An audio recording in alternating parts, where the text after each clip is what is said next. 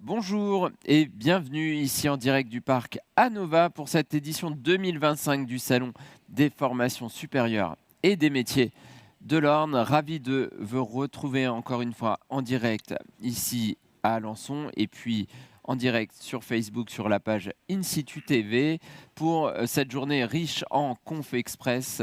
5 Conf Express cette année, j'y reviendrai, on a changé un petit peu le format, j'aurai pas une formation par plateau, mais des thématiques. Et on commencera de bon matin avec les métiers de l'industrie.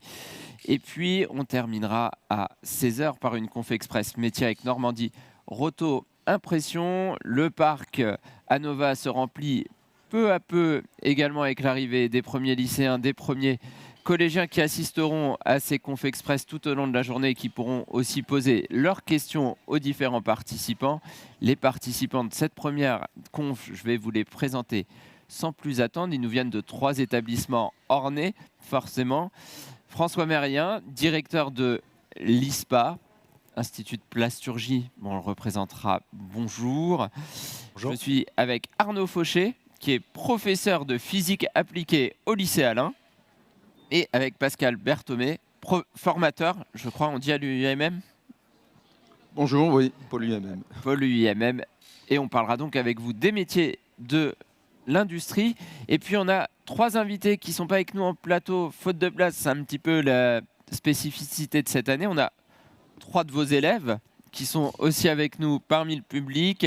Donc j'ai Mélodie Boulier qui est en 2e année BTS Europlastique et Composite. Anthony Closier-Vallée qui est en 2e année de maintenance en BTS Maintenance option B. Alors question, c'est quoi l'option B? Pour Arnaud, avec peut-être le micro. Alors, dans le BTS maintenance au lycée Alain, il y a 2 options. Il y a la A et la B. Il y a la A et la B. Alors, il y en a même une 3e, système éolien, qu'on n'a pas ici. Vous avez la maintenance énergétique et fluidique. Et puis la B, c'est système de production, en fait.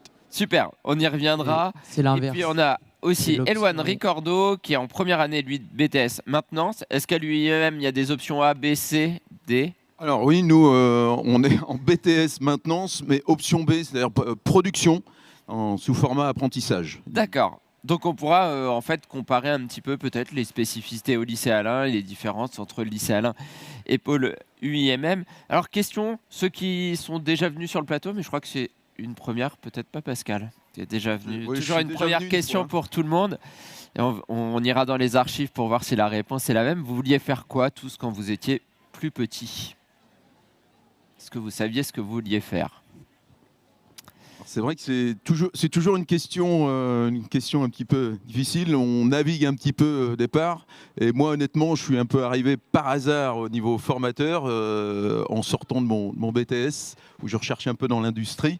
Et je suis arrivé effectivement dans la formation, comme on dit, je suis tombé dedans. Mais finalement, c'est passionnant. Mais Alors moi, j'ai fait des études de physique et d'électricité, après une licence EEA. Je me suis naturellement parce que c'est quelque chose qui m'intéressait, dirigé vers l'enseignement. Donc voilà, j'ai passé le concours et je suis devenu enseignant en physique et électricité appliquée. Ah bah vous pouvez prendre il y a un micro par canapé normalement, donc sentez-vous. Alors, moi, je suis originaire du Havre et le Havre est bien connu pour sa pétrochimie. Et ça m'a très tôt passionné. J'ai fait des études de chimie et ensuite j'ai poursuivi à l'ISPA. Je suis moi-même diplômé ingénieur de l'ISPA. Voilà. D'accord, parfait. Et du côté de vos élèves, parce qu'ils ont un micro aussi, est-ce que vous destinez au métier de l'industrie ou est-ce que vous vouliez faire autre chose quand vous étiez plus petit? Moi, j'étais parti plus pour une école d'ingénierie du son. Mais l'étude derrière était peut-être un peu trop poussée pour moi, donc j'ai préféré me rabattre sur un métier un peu plus sur le terrain et technique en apprentissage. Et donc, en faisant mes recherches d'école et tout ça, je suis tombé sur le BTS maintenance au lycée Alain. Et puis, c'est comme ça que je suis arrivé au lycée Alain en maintenance. Alors au début, moi, j'avais pas vraiment, je savais pas dans quoi je voulais aller. Ce qui m'intéressait, c'était l'architecture. Sauf que quand on est lancé dans les études, surtout en général, on poursuit sans avoir de grandes idées. Je me suis spécialisée dans les arts. Du coup, ça m'a fermé pas mal de portes, notamment avec Parcoursup aujourd'hui. J'ai fait un début de licence en lettres et après, par hasard, sur un forum étudiant, j'ai rencontré des formateurs de l'ISPA qui m'ont présenté la formation et c'est comme ça que j'ai fini dedans en réorientation.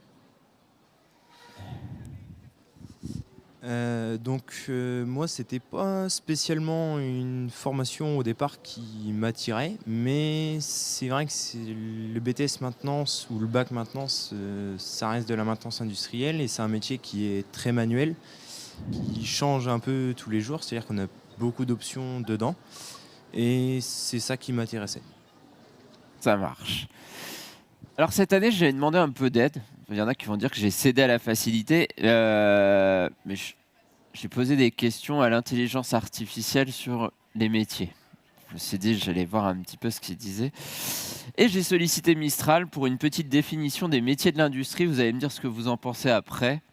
Quand j'ai demandé à Mistral de me définir les métiers de l'industrie en 2 lignes, voilà ce qui est ressorti. Les métiers de l'industrie désignent les professions liées à la fabrication, l'assemblage et la maintenance des produits, utilisant des procédés techniques et des technologies dans des secteurs comme la mécanique, l'énergie ou l'agroalimentaire. Ils allient savoir-faire manuel, expertise technique et innovation pour répondre aux besoins de production et de développement économique. Ça fait plus de 2 lignes déjà, on est d'accord. Qu'est-ce que vous en pensez de cette définition ? Elle est bien complète. J'attendais le mot innovation. C'est ce qui vraiment, je pense, nous définit tous les trois. En tout cas, à l'ISPA, la recherche et le développement et l'innovation sont des domaines clés liés à la plasturgie. Voilà, toujours à la pointe. On pourrait aussi parler de l'ouverture, c'est-à-dire qu'on est dans un domaine qui offre beaucoup de possibilités aux jeunes qui se lancent dans des domaines différents, que ce soit de métiers ou de filières. Une filière, du coup, des métiers ouverts à tout un tas de choses, à tout un tas de découvertes et de techniques. Alors effectivement, comme me l'ont dit un petit peu les collègues, je dirais que l'industrie est assez vaste et on a aussi bien le domaine de la maintenance dont nous s'occupe. Donc j'aurais tendance à dire la partie maintenance où ils peuvent être amenés à découvrir énormément de technologies au travers des diagnostics de machines. Et on a aussi la partie conception, c'est-à-dire qu'ils ont vraiment un choix aussi possible dans l'industrie d'aller soit vers la conception, vers la réparation de machines, de diagnostic, voire aussi dans le domaine de l'électricité, puisque c'est assez vaste aussi dans l'artisanat ou dans le tertiaire aussi, notamment au travers du bac MELEC. Du coup, au niveau des secteurs, c'était mécanique, énergie, agroalimentaire. Il y en a d'autres, peut-être ? Ou globalement, c'est les principaux porteurs pour les métiers ? Oui, c'est le principal porteur. Et puis, on a aussi dans le domaine du pharmaceutique, puisqu'on a aussi des jeunes, des apprentis qui sont aussi dans le domaine des entreprises. En fait, à partir du moment où vous avez des machines de production, vous avez besoin de techniciens dans tous les domaines. Mais voilà, ça résume effectivement les 3 secteurs principaux. Dans les métiers de la plasturgie et des composites, on va retrouver également l'aéronautique, le médical, voilà. Et puis tous les métiers du recyclage. D'accord. Donc c'est très vaste. Finalement, l'industrie est quasi partout. En tout cas, les besoins des métiers de l'industrie. Il y a une grande polyvalence. Donc pour les élèves, alors Mélodie en a parlé un petit peu. Comment vous avez entendu parler de la formation dans laquelle vous êtes ? Mélodie, a priori, c'est un petit parcours un petit peu à droite à gauche, un salon comme aujourd'hui. Pour vous, les garçons, c'est fait comment ce choix ? Comment vous avez connu la formation ? Moi, c'était aussi en cherchant plus sur Parcoursup. Je cherchais un métier dans l'industrie du coup. Et j'avais vu ce BTS-là, ou le BTS FED aussi, qui est fait au BTP du CFA à Alençon. Et après, c'était la recherche d'entreprise qui m'a plus dirigé vers le lycée Alain, qui était plus en accord avec ce que je voulais faire dans l'entreprise. Eh bien, pour ma part, moi, ça a été une recherche assez compliquée, on va dire, puisque je voulais aller en apprentissage. Sauf qu'au début, il faut commencer par un bac. Donc ça, je pense que tout le monde est d'accord avec moi. Sauf qu'un bac, on n'a pas forcément la maturité pour aller en apprentissage. Donc au départ, je me suis tourné vers un lycée pour ensuite revenir au CFA, donc au pôle formation UIMM, pour faire mon apprentissage. Donc là, toi, tu es en apprentissage. Eloane aussi ou non, faut que je m'habitue au nom. C'est Eloane là. Et Anthony, toi, tu es en apprentissage aussi au lycée Alain, c'est ça? Oui, je suis en apprentissage depuis du coup 2 ans maintenant et je suis à la Société du Cré à Alençon. D'accord. Mélodie aussi, apprentissage. Donc vous êtes tous les trois Oui, en de toute façon, nous, à l'ISPA, il n'y a que de l'apprentissage. Et c'était un vrai choix pour vous, l'apprentissage? En tout cas, Eloane, a priori, oui, parce que toi, c'est vraiment ce que tu voulais faire. Pour toi, Mélodie, c'est parce que la formation te plaisait et de toute façon, fallait le faire en apprentissage ou c'était une volonté de ta part? Alors, je sais qu'au début, justement, je ne savais pas trop. Sauf que j'ai travaillé 1 an avant là de reprendre le BTS et du coup de prendre en alternance, ça permet déjà de voir ce qu'on voit en cours directement dans le milieu professionnel et également de continuer de travailler et de pouvoir appliquer tout ce qu'on apprend en cours. Puis c'est aussi plus simple pour reprendre des études, d'être aussi en alternance. C'est moins lourd au niveau des cours. Parce que du fait de ton expérience, le fait d'avoir travaillé une année entière, d'avoir coupé avec l'école, d'avoir travaillé pendant 1 an, toi, ça t'aurait paru compliqué de revenir à temps plein à l'école? C'est vrai que quand on goûte un peu au goût du travail, etc., retourner derrière un bureau pendant tout un cursus, c'est vrai que c'est pas forcément évident. Puis c'est vrai que c'est tellement plus enrichissant de pouvoir exercer ce qu'on apprend aussi, ça décuple les compétences, quoi. Et question pour tous les trois, vous connaissiez les autres formations qu'on présente ce matin? Est-ce que toi, tu avais entendu parler des BTS maintenance ou pas du tout? Je sais que nous, du lycée Alain, on a pas mal d'élèves qui viennent de là-bas, qui viennent chez nous. Oui, c'est ça, qui viennent chez nous. Et l'IUMM, ils sont juste à côté. Donc, pareil, on les côtoie plus ou moins. Anthony, Eloane, vous visez l'ISPA après ou... Moi, je n'avais de base à Alençon, j'avais pas trop de connaissances, mis à part le CFA là-bas et le lycée Alain que j'avais entendu. Ouais. Après, sinon, les autres formations, non, je ne connaissais pas du tout ce qui pouvait se faire d'autre à Alençon. Donc c'est vrai que le pôle formation lui-même étant à côté de l'ISPA, de nom on connaît un petit peu les formations, mais pas forcément ce qu'elles font. Et entre vous, vous vous connaissiez un petit peu? Il y a des passerelles en fait entre vos établissements ou pas? Que vous connaissiez les uns les autres? Alors oui, parce qu'à un moment donné, donc moi j'interviens aussi au lycée Alain, donc à un moment donné, on aide nos élèves à travers Parcoursup à s'orienter. Alors dès la première et la terminale, donc il faut effectivement qu'on s'intéresse un peu à toutes ces filières-là. On a un bac STI 2D qui est, on va dire, la filière un peu préconisée d'entrée pour les BTS et les IUT. Donc on essaye de se tenir effectivement au courant de toutes les formations qu'il peut y avoir sur Alençon et autour. Nous, c'est vrai qu'on a une filière vraiment dédiée apprentissage. Donc c'est toujours nous, on a, comme disait un petit peu Eloane tout à l'heure, le pôle UMM, on ne va pas dire qu'il est méconnu, mais c'est toujours un petit peu un milieu un peu particulier puisque c'est l'apprentissage, même si aujourd'hui on s'aperçoit que de plus en plus les jeunes viennent vers l'apprentissage pour découvrir ce métier-là parce qu'il y a quand même l'expérience de l'entreprise. Aujourd'hui on a aussi des besoins dans le domaine de l'industrie et donc aujourd'hui je pense qu'on est un peu complémentaire entre l'ISPA où on est juste effectivement à côté, mais faut savoir que c'est quand même un milieu où on a du mal à recruter aussi les jeunes, donc il faut aussi essayer de faire connaître ce milieu-là dans le sens où l'industrie, comme on l'a dit tout à l'heure, c'est assez vaste, donc il y a des besoins partout.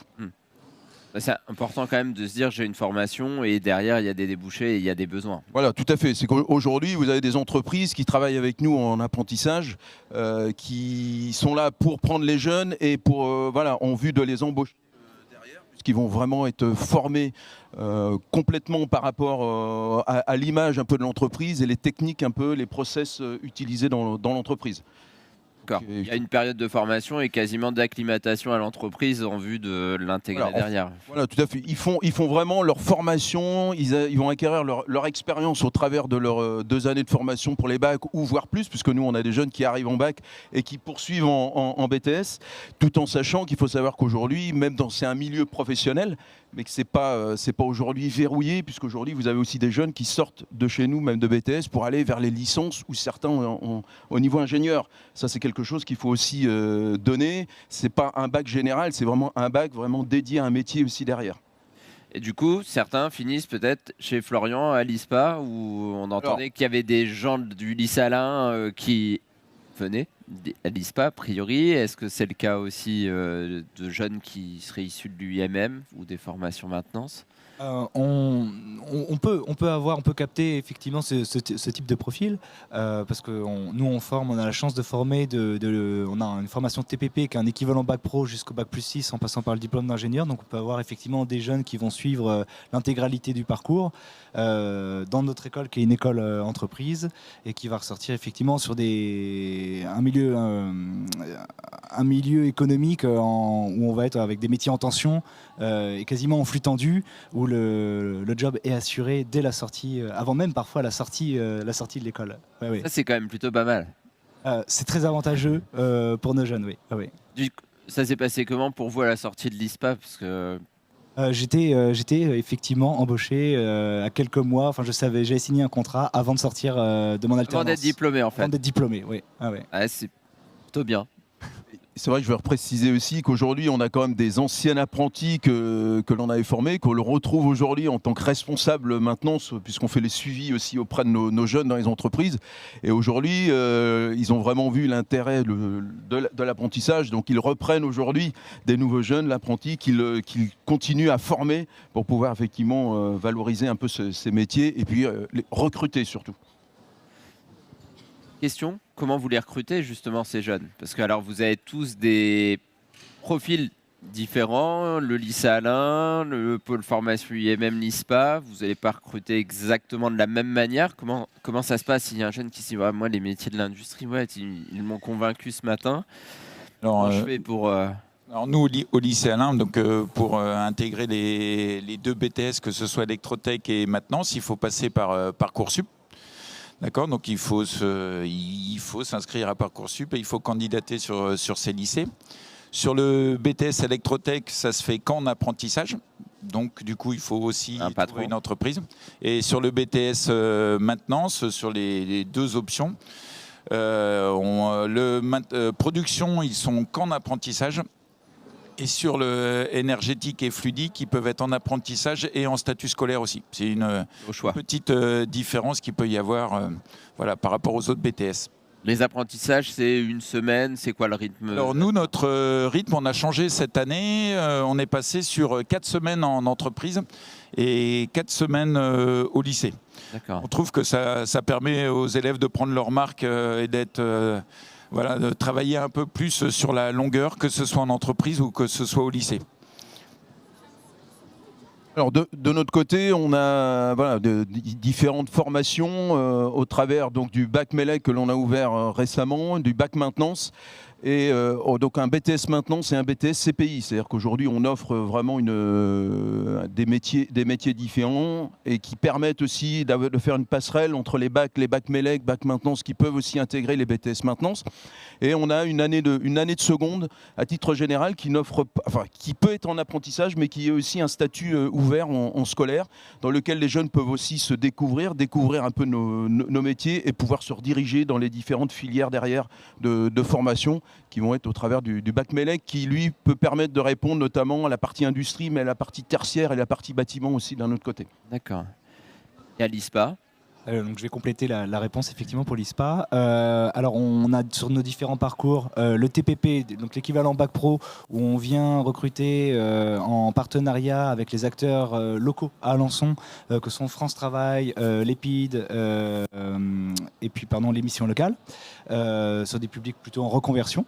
Ensuite, on va avoir sur le BTS effectivement un Parcoursup et sur l'ingénieur, donc concours grandes écoles, puisqu'on est associé à l'IMT Nord-Europe, donc anciennement Mine de Douai, plus admission parallèle, et sur notre bac plus 6, sur dossier, voilà, également. Donc après, pour nous rencontrer, on est juste à côté, au stand 8. Est-ce que si je suis déjà dans le cursus ISPA, c'est un plus pour faire tout le cursus du BTS jusqu'à l'école d'ingénieur ou peu importe finalement? Oui, bien sûr. Vaut mieux venir. Ce n'est absolument pas un frein si vous ne venez pas de l'ISPA, mais oui, c'est assurément un plus. Et alors pour tous les trois, les prérequis, qu'est-ce qu'il faut aimer faire pour venir travailler dans l'industrie? Quelle appétence je dois avoir? Est-ce qu'il y a des matières sur lesquelles vous êtes un petit peu plus regardant, on va dire, sur les dossiers? Parce qu'on parle de Parcoursup, on sait bien qu'il faut remplir quelques cases, un projet motivé. À quoi vous feriez attention quand vous recevez une candidature? Je dirais que les jeunes viennent vers nous, alors soit des fois en reconversion, c'est vrai qu'on travaille, comme disait le collègue tout à l'heure, un petit peu en partenariat avec France Travail, on fait des ouvertures, on fait aussi des portes ouvertes un petit peu chez nous, des mini-stages qui s'offrent tous les mercredis après-midi pour qu'ils viennent découvrir un peu, on les met un petit peu en immersion avec nos jeunes pour qu'ils viennent découvrir. On a des jeunes aujourd'hui qui ont pu passer un bac général mais qui n'offrent pas de métier, donc qui viennent un petit peu en reconversion aussi chez nous. Donc à partir du moment où il y a une appétence un petit peu plus technique, milieu technique et puis manuel aussi qui les intéresse. Et c'est surtout le côté apprentissage où c'est le côté un peu, on va dire, moins théorique, même s'il en faut dans la formation, mais c'est le côté pratique qu'ils viennent effectivement chercher au travers de nos formations. Parce que nous, on a une particularité au niveau du pôle UMM, c'est que les après-midi, on a mis en place ce qu'on appelle une approche emploi-compétences, une approche AEC. C'est-à-dire que les jeunes viennent travailler un petit peu sous forme objectif. On leur donne des objectifs, il n'y a pas des cours réellement. C'est-à-dire qu'aujourd'hui, voilà, ils vont venir répondre à des questions d'objectifs, des questionnaires, des travaux pratiques. Et derrière, nous, on vient les accompagner systématiquement tous les jours. Donc il y a une approche pédagogique un petit peu différente qui intéresse de plus en plus effectivement nos jeunes, même ceux qui sont en reconversion. Il faut savoir qu'aujourd'hui, on a des gens, j'ai quelqu'un en reconversion au bac qui a une trentaine d'années, qui a 35 ans et qui aujourd'hui est revenu un petit peu dans le milieu de la maintenance. Donc pas format court classique, chaise avec un prof. Voilà. On peut avoir tous les formats aujourd'hui, de plus en plus, comme aujourd'hui, vous avez des jeunes qui se cherchent, donc ils viennent effectivement rechercher aujourd'hui l'apprentissage et notamment l'expérience et la vie d'entreprise qui aujourd'hui les intéresse davantage. Et le côté, il faut quand même oublier, ce sont des apprentis, donc ils sont aussi payés, ils sont aussi salariés d'une entreprise, et ça, c'est aussi un plus aujourd'hui qui les attire. Par contre, du coup, la présence est plus que vivement souhaitée. Voilà. On est employé et c'est son employeur aussi sur les temps de formation qui est responsable finalement. Voilà, exactement. C'est-à-dire que nous, on fait un suivi, donc on a un accompagnement permanent, on a un suivi régulier dans les entreprises. Bon, oui, fin de la matinée, je dois aller, effectivement, je vais faire un suivi notamment d'un de nos apprentis. Donc on est quelques formateurs à aller régulièrement, au moins 2 fois, voire plus dans les entreprises pour pouvoir les accompagner au mieux dans la formation et voir si tout se passe bien, ils répondent bien effectivement au niveau de la structure du métier qu'on leur demande. Florian, du côté de l'ISPA, vous avez le micro en main, donc... Oui, François. François, pardon. Oui, pareil, effectivement, on a un suivi régulier de nos apprentis. Alors c'est d'autant plus facile pour ceux qui sont effectivement à proximité, mais notre bassin de recrutement et de placement de nos apprentis, pour la partie plutôt ingénieur, il va des Hauts-de-France jusqu'à la façade atlantique.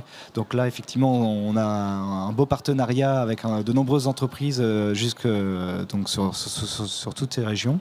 Et on se déplace effectivement tous les ans pour suivre tous nos apprentis et les accompagner dans leurs projets, dans le choix des projets qu'ils devront mener au sein de leur cursus académique avec leurs tuteurs en entreprise. Et sur les matières ? Alors, les appétences que je dois avoir, en tout cas, si je veux réussir à l'ISPA. C'est difficile à répondre pour l'intégralité des différents cursus. Ça reste quand même il faut avoir une appétence scientifique, technique et puis avoir envie effectivement de toucher effectivement aux machines. Ça reste des métiers qui peuvent être manuels et avoir de la créativité et de l'ingéniosité et puis donc voilà, être curieux. Oui, je suis tout à fait d'accord avec ça. Effectivement, on a quand même besoin d'avoir des élèves qui ont de l'intérêt pour tout ce qui est scientifique, pour tout ce qui est technique aussi, qui ont envie de travailler dans le secteur industriel. Et au final, dans ces métiers-là, ils vont tout de suite être amenés à avoir des responsabilités assez importantes. Ils peuvent travailler sur des machines, sur des lignes de production et qui coûtent cher et qui, lorsque entre guillemets, la réparation ou la maintenance se passe pas bien, peut pénaliser toute la production. Donc on a besoin d'élèves qui soient assez rapidement assez mûrs et assez autonomes en fait dans leur discipline. Alors, je crois qu'on a quelques photos, notamment de l'UMM, qui peuvent s'afficher pour le moment. Et je vais poser la question moi, aux élèves pendant tout ce temps-là. Est-ce que dans vos formations, il y a des choses qui vous ont surpris? Vous attendiez pas du tout à ça en choisissant la formation? Alors moi je dirais pas que ça m'a surpris, mais je dirais que c'était plutôt une chance, on va dire. C'est du coup l'AEC, comme l'a expliqué Monsieur Berthomé. Donc en fait c'est un principe qui nous permet de nous rendre autonomes, si je peux dire ça comme ça, dans notre formation. C'est-à-dire que c'est nous qui agissons pour notre formation. C'est-à-dire que l'après-midi, c'est pas le prof qui va nous dire faites ci ou faites ça. On a une liste de choses à faire. On est libre de le faire un peu plus vite ou un peu plus lentement selon nos facilités. Et ça nous permet de surtout nous entraider entre nous. C'est-à-dire que certains vont avoir des compétences plus mathématiques ou plus mécaniques dans certaines matières, on va dire. Et d'autres ne vont pas aimer ces matières-là, vont préférer d'autres. Et ça permet de nous entraider entre nous et ça nous rend vraiment acteurs de la formation. Et ça t'a déstabilisé un petit peu au début ou pas, cette méthode? Au départ, c'est un petit peu surprenant, mais on s'y habitue vraiment très vite et on ne revient pas en arrière, quoi. J'ai pas eu spécialement de surprise, à part le fait que je sors d'un bac STI 2D option high-tech. Et ce que je suis content d'avoir maintenant, c'est plus de travaux pratiques en atelier, faire des diagnostics, avoir une vraie panne devant nous et essayer de réparer cette panne, la comprendre. Je trouve que dans les bacs, aujourd'hui, il n'y a pas encore assez cet esprit de... Il faut aller en atelier, pratiquer un peu et avoir plus cet esprit manuel. C'est vraiment beaucoup plus technique et en cours, en application et beaucoup moins de pratique, plus de la théorie, quoi. Elodie, toi, il y a quelque chose qui t'a étonné peut-être en arrivant? Étonné, pas vraiment. C'est plus que j'y suis allée sans vraiment d'attente ou autre, parce que forcément, je ne savais pas à quoi m'attendre dans cette formation-là. Je sais que je voulais retrouver quelque chose de plus manuel et peut-être de plus créatif, etc. Et c'est vrai qu'on a souvent un peu une image négative de l'industrie. Et pourtant, c'est pas du tout le cas. Notamment avec la plasturgie, on apprend que c'est quand même très divers, que c'est au centre aujourd'hui, c'est quand même, ça a une place très importante. On apprend dans l'innovation, la création, on apprend au niveau des techniques aussi, et de pouvoir faire ça en entreprise, c'est quand même hyper enrichissant et on comprend comment ça marche aussi, que c'est pas juste comme on peut voir réparer des machines hautes, c'est plus que ça. Alors tu me fais une transition toute trouvée parce que j'avais sollicité Mistral sur les idées reçues sur les métiers de l'industrie. Mais avant ça, on a un petit film, je crois, sur l'ISPA pour voir ton lieu de formation un petit peu qui va être envoyé par la régie. Et on se retrouve après sur les idées reçues.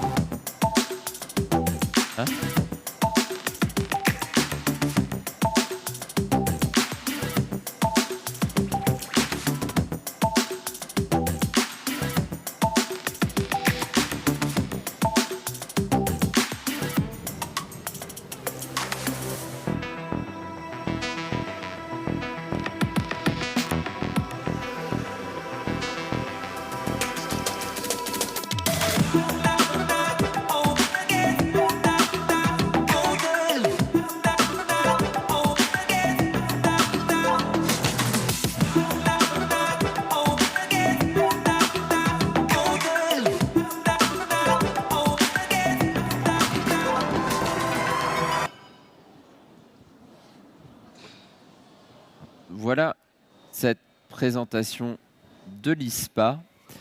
Et je vous l'avais promis, les idées reçues vues par Mistral, toujours l'intelligence artificielle sur les métiers de l'industrie, ces idées reçues. Ça me dédouane un peu en fait. Ça se trouve, j'avais les mêmes, mais là, je dis que c'est Mistral, donc c'est mon côté pratique.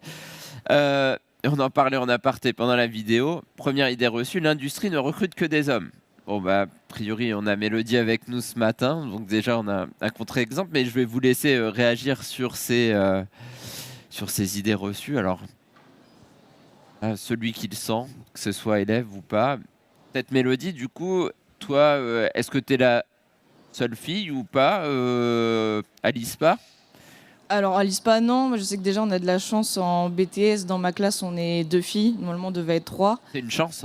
Que 2? Vous êtes combien dans la classe? On est 15. Ah, oui, bon, ça fait un ratio quand même assez faible. Je sais que là, par exemple, en première année de BTS, il n'y a que des garçons. L'année dernière, l'ancienne promo de BTS était que des garçons aussi. Mais après, je sais qu'au niveau ingénieur, il y a quand même plus de filles.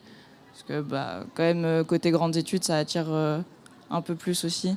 Surtout que le BTS a quand même plus le côté manuel et industrie que le diplôme d'ingénieur qui a quand même plus tourné conception. Et toi, ton ressenti dans la formation, en fait, ça pourrait être ouverte à plus de femmes finalement?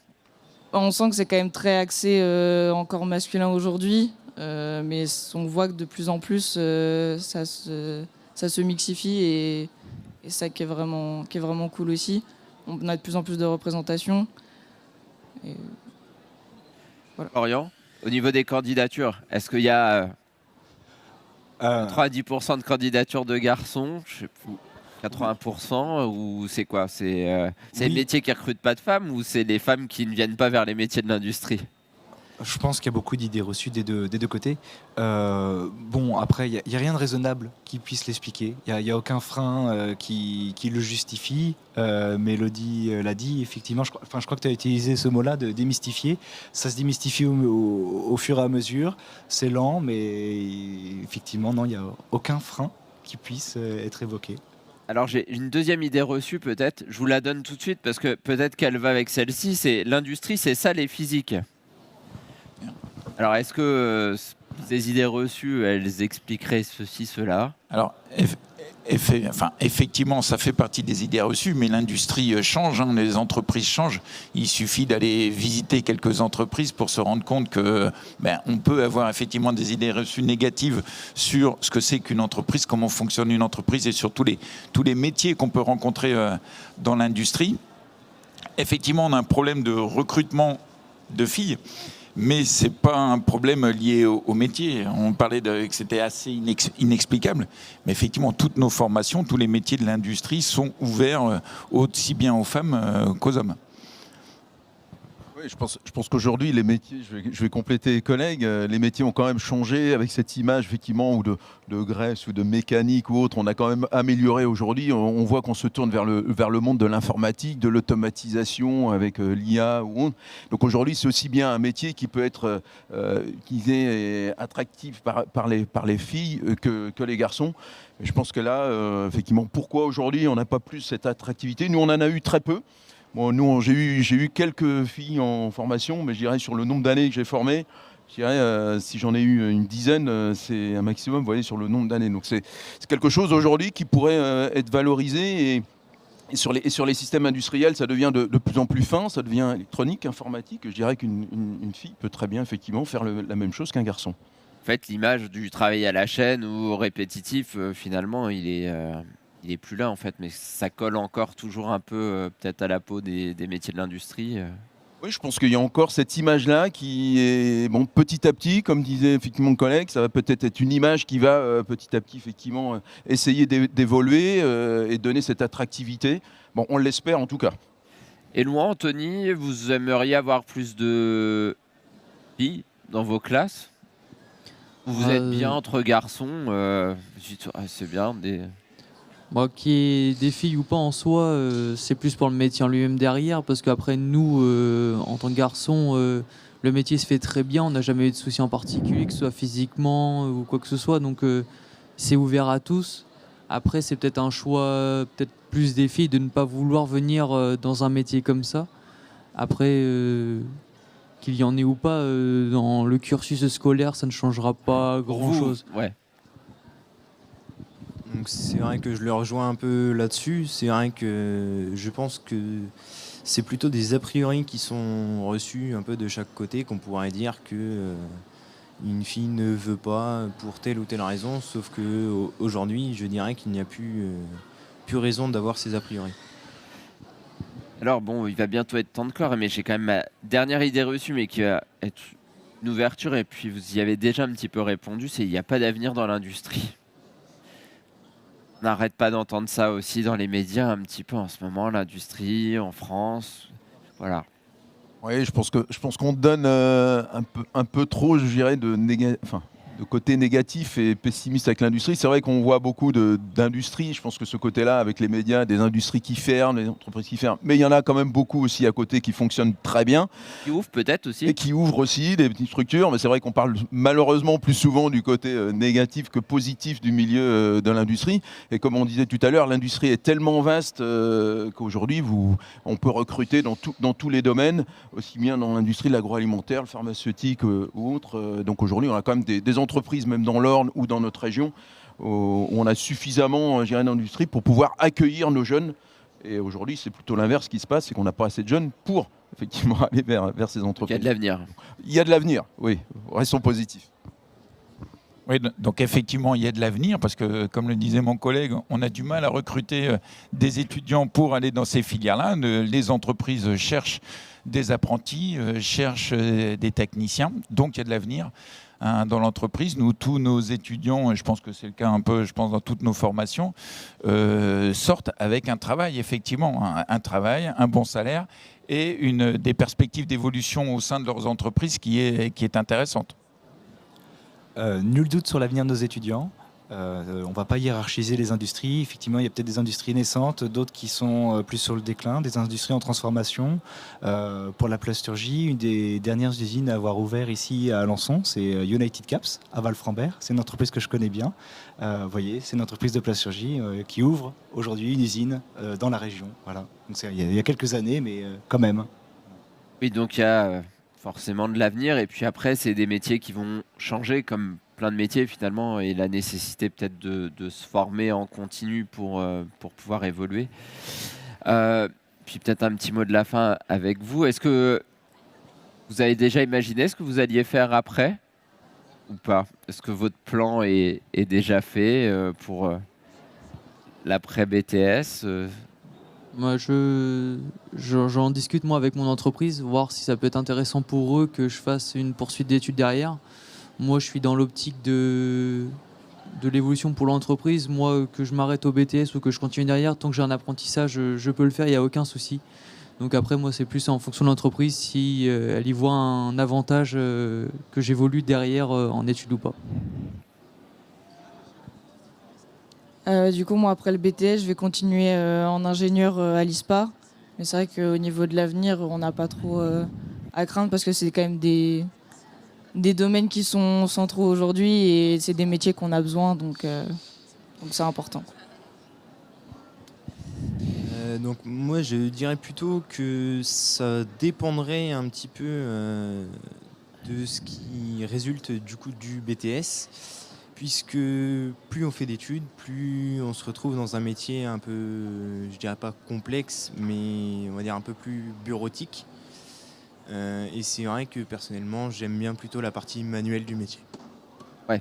Donc toi, tu préfères rester au contact peut-être des machines directement dans la maintenance pour éviter le côté administratif peut-être un petit peu? Niveau maintenance, c'est vrai que l'administratif pour le moment, c'est pas quelque chose qui m'intéresse. Mais par la suite, ça pourrait peut-être m'intéresser, donc en fonction de ce qu'il advient du BTS. Juste pour finir sur l'avenir, en conclusion, vos élèves en général, ils font quoi après? Alors quand ils sont ingénieurs, je pense que bon, la finalité, c'est l'emploi, mais pour les BTS, est-ce qu'ils poursuivent? Voilà, ça se passe comment? Alors, je dirais que oui, pour nous, on a quand même quelques BTS qui ont la chance de pouvoir poursuivre en licence notamment, puisqu'il y a différentes licences pour se spécialiser, puisque là maintenant c'est quand même assez vaste, donc ils peuvent se spécialiser dans le domaine de l'automatisme, dans le domaine de la mécanique ou la gestion de management, la gestion d'équipe. Donc on a des jeunes qui vont en licence et on en a très peu, mais qui ont continué. Donc notamment, on parlait de filles tout à l'heure, on a eu il y a 2-3 ans en arrière une fille qui est continuée en formation d'ingénieur. Donc il a poursuivi sa formation. Sinon, pour beaucoup, ils ont effectivement plus une recherche d'intégrer, d'être embauchés directement dans l'entreprise et d'intégrer le technicien de maintenance. Alors, sachant qu'il y a des postes d'évolution, comme l'exprimait le collègue, où aujourd'hui on a la chance de retrouver justement des jeunes qui sont devenus aujourd'hui responsables de maintenance et qui font partie justement des groupes. Ça, c'est une évolution au sein des entreprises possible. Et alors, est-ce que, comme le disait Louan, quand plus je vais haut en études, moins je touche aux machines finalement? Est-ce que c'est une règle ou est-ce que j'ai encore contact un peu avec de la maintenance? Non, il y a encore contact parce que même sur les licences, il y a des projets, il y a les dossiers, donc c'est des projets qui sont menés avec les entreprises. Donc il y a encore ce côté contact technique qui est quand même c'est un milieu quand même qui reste professionnel, milieu technique. Donc on reste sur la notion de projet, on travaille différemment, c'est plus du scolaire, mais voilà, on est quand même lié toujours au domaine technique. Super. Alors, sur la poursuite d'études, effectivement, ça dépend aussi des entreprises. Est-ce qu'elles ont besoin, est-ce qu'elles ont envie que leurs apprentis se forment à un niveau licence? Dans les faits, on a des élèves, et c'est un des avantages aussi des BTS, qui rapidement, après Bac+2, travaillent, deviennent autonomes, ont leur propre salaire. Et ça, pour certains élèves, c'est une motivation, c'est pouvoir rapidement être autonome, avoir son salaire et puis faire sa vie du coup. Même réponse, rentrer dans le monde du travail après le BTS ou le TPP ou poursuite d'études. On a les deux possibilités. Sur le BTS, on peut poursuivre avec un bachelor, avec une licence pro qui a existé et qu'on va réouvrir l'année prochaine en partenariat avec l'IUT et d'Alençon, ou en ingénieur. Voilà, plusieurs possibilités. Super. Eh bien, il va être déjà temps de se quitter. C'est la fin de cette première table ronde. En tout cas, on peut vous retrouver toute la journée ici au Parc Anova si on a des questions, si on veut en savoir plus. Il y aura sûrement des portes ouvertes aussi dans les prochaines semaines. De tête comme ça, je pourrais pas. Vous avez peut-être pas les dates. Mais sur les réseaux sociaux, dans tout bon moteur de recherche, il y aura sûrement les dates. En tout cas, merci à tous les 6 d'être venus ce matin. Bonne journée ici en direct du Parc Anova. Pour le public, on se retrouve dès 10h15 pour une prochaine table ronde autour des métiers de l'agriculture. Dans quelques minutes maintenant.